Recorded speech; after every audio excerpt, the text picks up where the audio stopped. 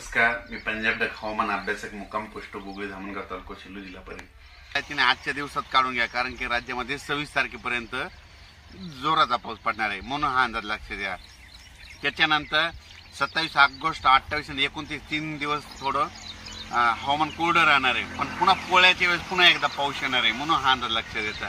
पण राज्यात एकंदरीत परिस्थिती बघितली तर तुम्हाला सांगतो, ह्या बीड जिल्ह्यामध्ये आतापर्यंत ज्या तळ्यामध्ये पाणी नाही आलं, ह्या 4 दिवसामध्ये 22 ते 26च्या दरम्यान चांगलं पाणी येणार आहे शेतामध्ये, तळ्यामध्ये देखील पाणी येणार, म्हणून हा अंदाज लक्षात येतात. पण एकंदरीत परिस्थिती बघितली तर राज्यात आता सगळीकडे पूर्व विदर्भ, पश्चिम विदर्भ, दक्षिण महाराष्ट्र, उत्तर महाराष्ट्र 27 ऑगस्ट दरम्यान दररोज वेगवेगळ्या भागात दररोज दिवसा दुपारी 2 वाजेपर्यंत ऊन पडेल आणि रात्रीच्या मध्ये जोराचा पाऊस पडणार आहे, म्हणून हा अंदाज लक्षात घ्यायचा.